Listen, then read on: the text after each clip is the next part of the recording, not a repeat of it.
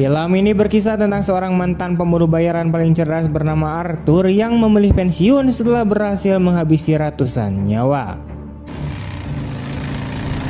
Setelah memasukkan kematiannya dalam misi terakhirnya, dia menjalani kehidupan yang damai di Rio de Janeiro dengan identitas palsu. Suatu sore, saat dia sedang menikmati waktunya di restoran yang bagus, Arthur didekati oleh Rene yang memiliki bukti siapa dia sebenarnya. Dia mewakili pria yang berkuasa yang ingin memperkerjakan Arthur untuk membunuh 3 musuh dan membuatnya tampak seperti kecelakaan. Jika dia menolak tawaran tersebut, bosnya akan memberitahu penjahat bahwa Arthur masih hidup. Arthur berpura-pura perlu menelepon dan mengeluarkan ponselnya, namun sebenarnya dia menggunakannya untuk mengambil foto Rene. Dia segera mengeluarkan senjatanya dan Arthur membalasnya dengan mendorong meja ke arahnya, menolak tawaran tersebut. Semua antek yang dibawa Rene menyerang Arthur dan dia melawan mereka semua menggunakan keterampilan pertahanan dirinya dan benda apapun yang dia temukan di restoran, termasuk panggangan itu sendiri. What are you doing?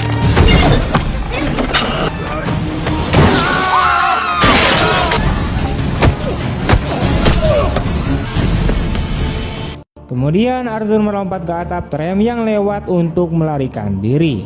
Namun Rene dan anak buahnya menaiki tram yang sama dan mencoba menembak Arthur dari dalam. Rene juga mencoba memanjat ke arahnya, jadi Arthur memutuskan untuk melompat ke punggung pesawat layang agar berhasil melarikan diri.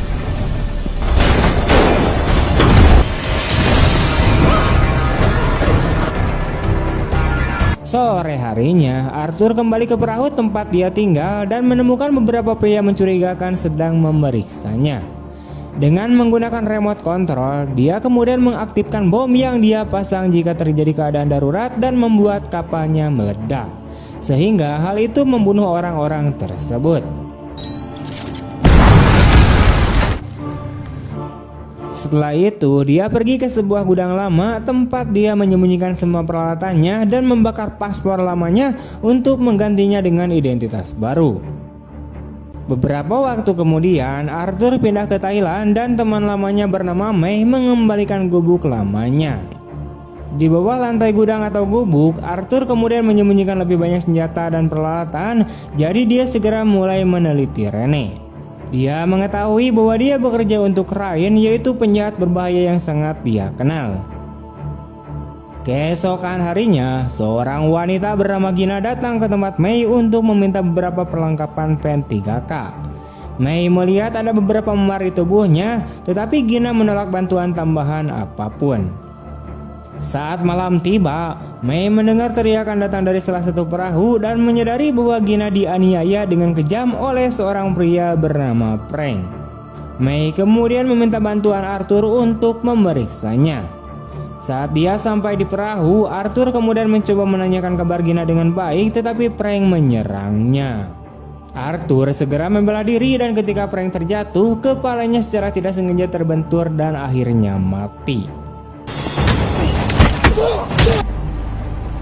Saat Gina melihat mayatnya, dia pingsan dan Mei juga mendekati perahu untuk membawanya ke pantai.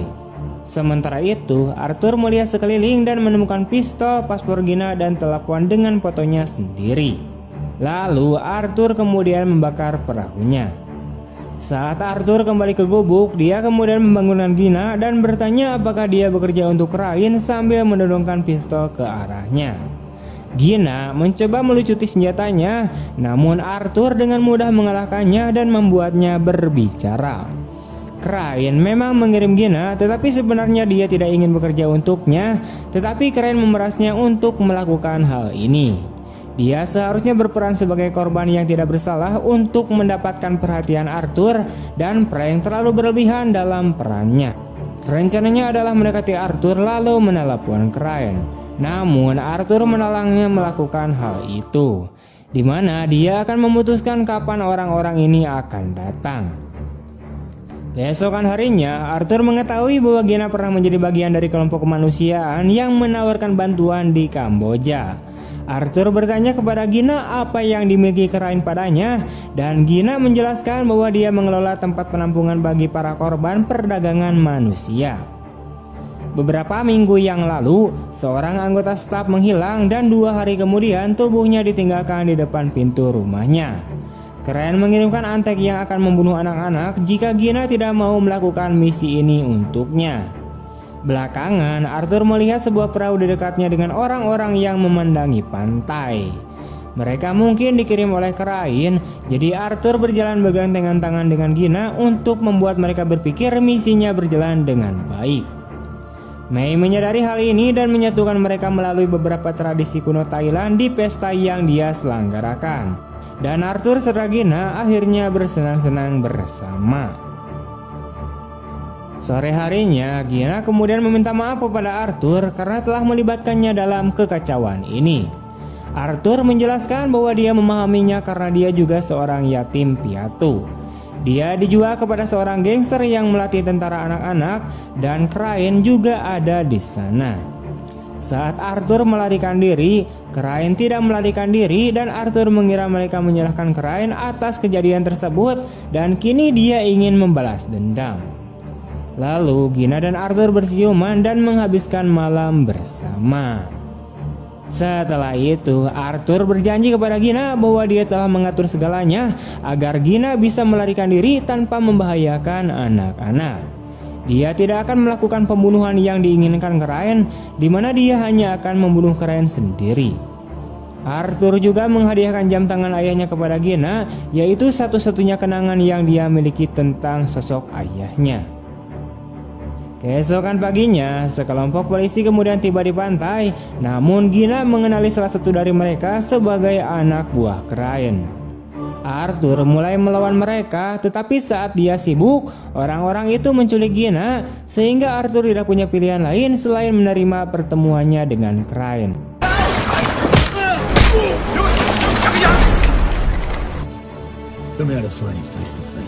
Beberapa saat kemudian, Crane memberitahu Arthur bahwa jika dia ingin Gina kembali, dia harus melakukan 3 pembunuhan untuknya dan membuatnya tampak seperti kecelakaan.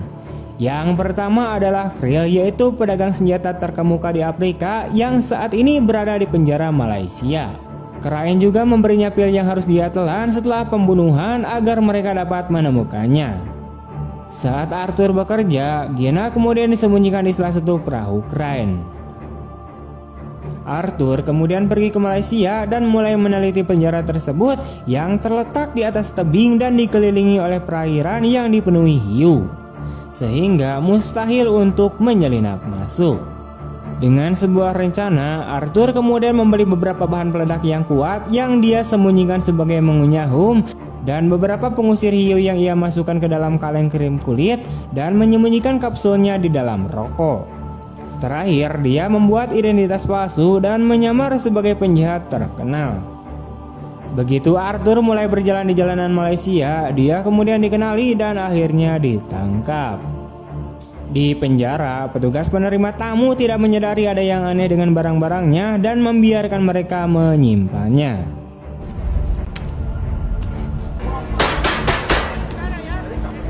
Beberapa hari pertama, Arthur bersantai dan berbicara dengan tahanan lain untuk mempelajari lebih lanjut tentang targetnya.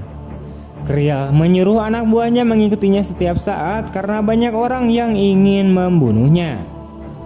Bahkan jika dia dikurung, Creel mengelola semua bisnisnya dari sini dan merupakan bos sesungguhnya di tempat tersebut. Arthur menyaksikan pertukaran pisau antara 2 tahanan dan saat makan siang, dia sengaja menabrak mereka untuk diam-diam mencuri pisau itu. Kemudian salah satu mantan anak buah Creel mencoba membunuh Creel untuk membalas dendam, namun Arthur memotong dan membunuhnya dengan pisau.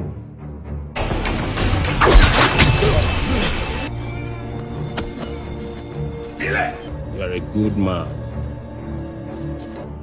Creel sangat terkesan dan mengajak Arthur makan malam bersamanya, di mana Arthur hanya menerima Creel jika Creel bersedia meninggalkan anak buahnya di luar.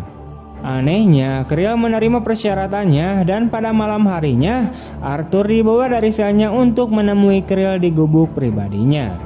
Creel mencoba menawari Arthur pekerjaan, tetapi begitu dia berbalik, Arthur melompat ke arahnya dan membunuhnya dengan menekan lehernya. Lalu dia mencampurkan bisa ular yang digunakan Krill untuk ritualnya dengan minuman aslinya agar seolah-olah Krill ini mengakhiri hidupnya sendiri.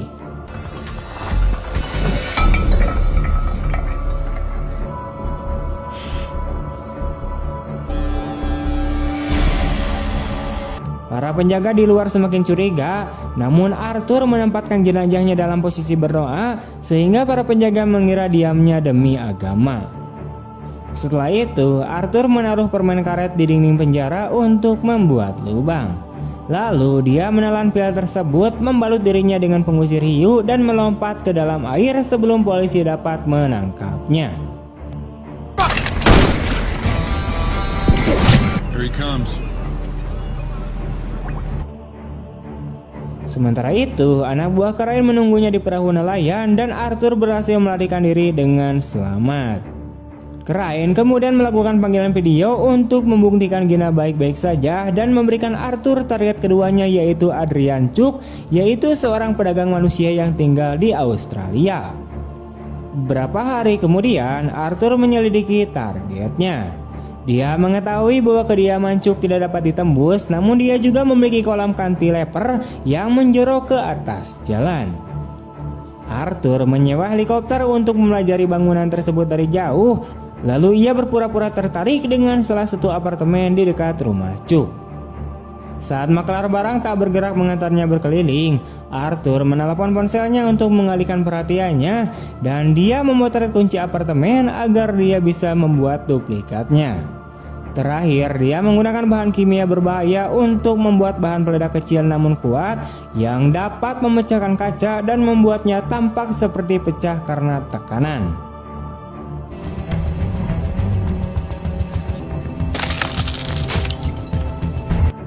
Beberapa hari kemudian, Arthur menyamar sebagai teknisi untuk memasuki gedung tanpa diketahui. Lalu dia menggunakan kunci duplikat untuk masuk ke dalam apartemen.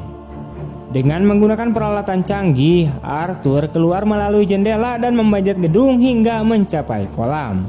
Lalu dia membuat lubang kecil untuk memasukkan bahan peledak khususnya.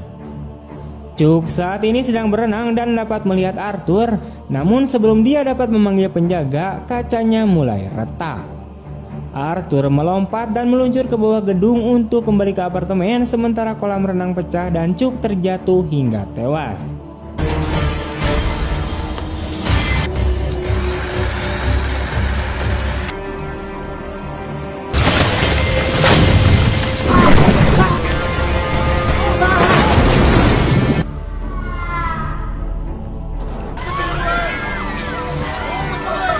Krain melihat kematian Cook di berita dan memerintahkan anak buahnya bersiap untuk panggilan video berikutnya.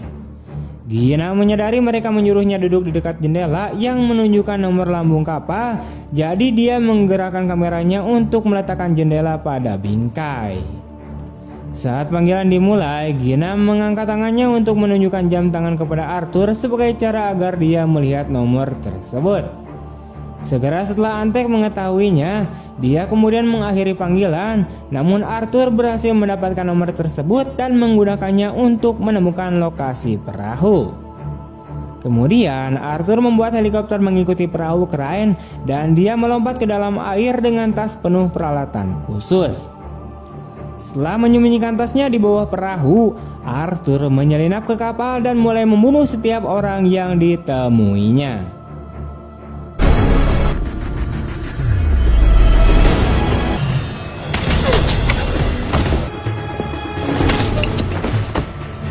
Sayangnya, dia terlihat dan Arthur mendapati dirinya bertarung 1 lawan 1 melawan sekelompok preman sementara Gina dibawa keluar dari ruangan. Dia mencoba membela diri namun keterampilan dasarnya tidak cukup dan dia dimasukkan ke dalam helikopter.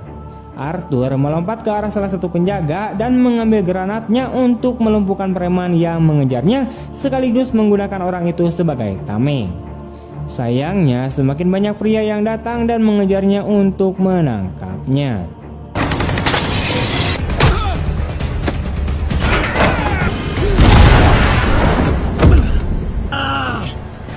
Beberapa saat kemudian, Gina dan Arthur dibawa ke perahu lain, di mana Krain mengaku dia tahu Arthur akan mencoba ini karena dia tidak dapat menahan diri, namun dia masih harus melakukan pembunuhan ketiga. Setelah Krain pergi, Arthur malah memukuli para penjaga alih-alih membiarkan mereka membawanya pergi dengan benar. Lalu dia melompat ke dalam air dan mengambil peralatannya, termasuk tangki oksigen dan mesin kecil yang memungkinkan dia melarikan diri dengan selamat.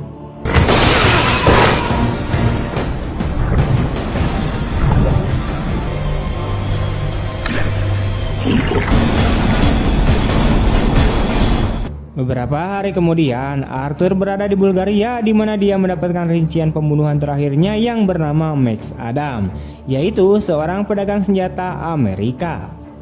Arthur mulai melakukan penelitiannya dan menyadari bahwa Adam memiliki benteng keamanan maksimal di mana dia menyimpan kapal selam dengan roda balistik antar benua.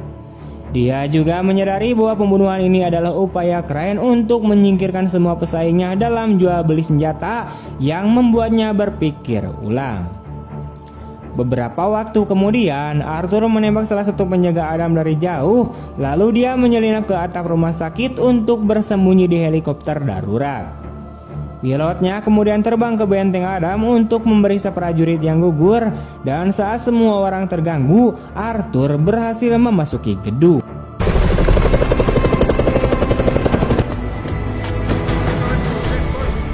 Di dalam, dia memasang jammer untuk merusak kamera keamanan, lalu mulai menjatuhkan penjaga manapun yang dilihatnya.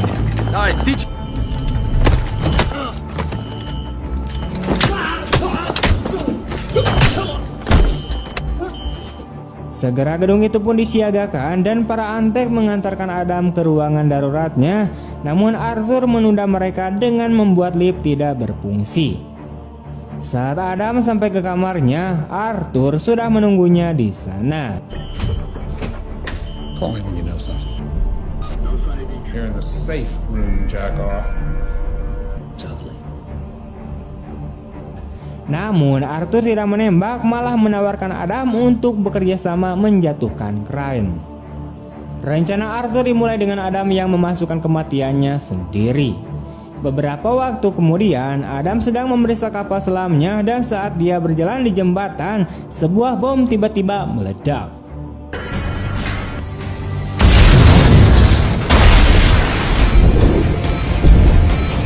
Arthur bersiap di bawah air dan berbagi tangki oksigen dengan Adam untuk membawanya pergi ke pantai. Krain melihat ledakan tersebut di TV, di mana berita mengumumkan bahwa Adam terkubur di dalam air di bawah tumpukan puing. Pada saat itu, Arthur meneleponnya untuk memberitahu dia tentang pembunuhan ketiga. Tapi Krain tidak akan mempercayainya sampai dia melihat mayatnya. Arthur kemudian berjanji bahwa mayatnya dapat ditemukan di bawah air. Jadi setelah menutup telepon, Krain mengirim anak buahnya untuk menemukan tubuh Adam dan membunuh Arthur. Sementara itu, Arthur kembali ke kandang kapal selam dan menyiapkan sejumlah jebakan terlebih dahulu. Saat anak buah Krain tiba, satu demi satu mereka jatuh ke dalam perangkap dan mati, dan mereka yang tidak berhasil dibunuh oleh Arthur dari bayang-bayang.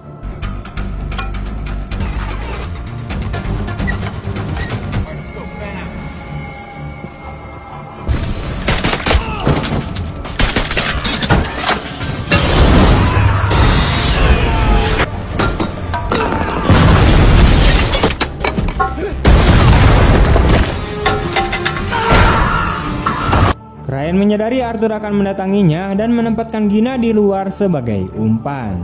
Arthur melakukan perjalanan di bawah air dan mencapai perahu untuk segera mulai membunuh setiap penjaga yang terlihat.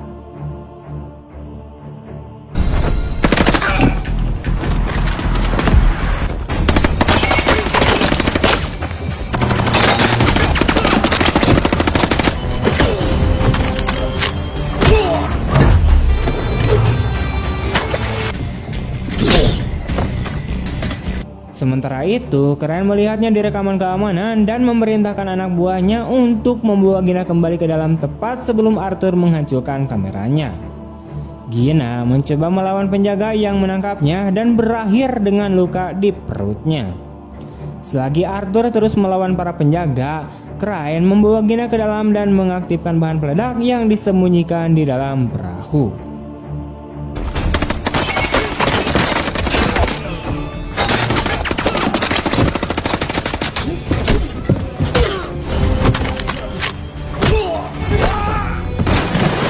Lalu dia pergi untuk mencoba melarikan diri dengan perahu penyelamatnya. Sedetik kemudian Arthur menemukan Gina dan mengetahui tentang bom tersebut. Jadi Arthur memasukkan Gina ke dalam wadah pelepas darurat dan menyuruhnya pergi. Setelah itu Arthur mengejar Crane dan membunuh beberapa penjaga terakhir sebelum pertarungan tangan kosong terjadi.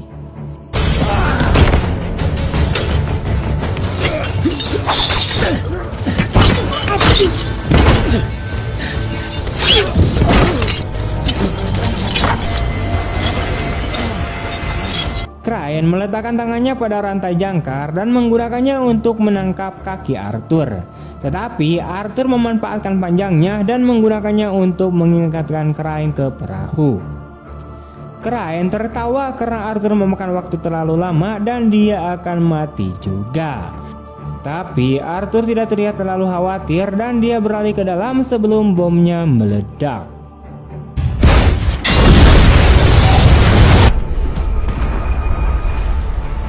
Gina menyaksikan perahu itu meledak berkeping-keping dan terbakar serta menangis atas kematian Arthur. Setidaknya ledakan tersebut menunjukkan posisi mereka dan dia diselamatkan oleh penjaga pantai. Adam juga mengawasi dari pantai dan merasa ada yang aneh dengan potongan perahu yang dibawa dari laut, di mana dia juga melihat kamera keamanan di dekatnya. Beberapa minggu kemudian, Gina kembali ke Kamboja bersama anak-anaknya dan dia menulis surat kepada Mei untuk mengucapkan terima kasih atas sumbangannya berupa filter air. Suatu sore saat dia sibuk mengajar, dia terkejut saat mengetahui Arthur masih hidup dan datang menemuinya. Sementara itu, Adam meneliti perahu Crane dan mengetahui bahwa model tersebut memiliki sesuatu yang disebut lonceng selam. Hal itu berisikan udara yang terperangkap sehingga penyelam dapat bernapas di bawah air. Dengan mempertimbangkan teori ini, Adam memeriksa rekaman keamanan dan memastikan bahwa Arthur melarikan diri dengan bersembunyi di bea selam. Terkesan dengan rencana ini, Adam menghapus rekaman tersebut untuk melindungi masa depan Arthur. Tamat. Always do it on my own, so I gotta get through it. And the only thing I know is to love what I'm doing. Never give up, never slow, till I finally prove it. Never listen to the no's, I just wanna keep moving. Keep my head up when I act, head up, that's a fact. Never looking back, I'ma keep myself on track. Keep my head up, staying strong.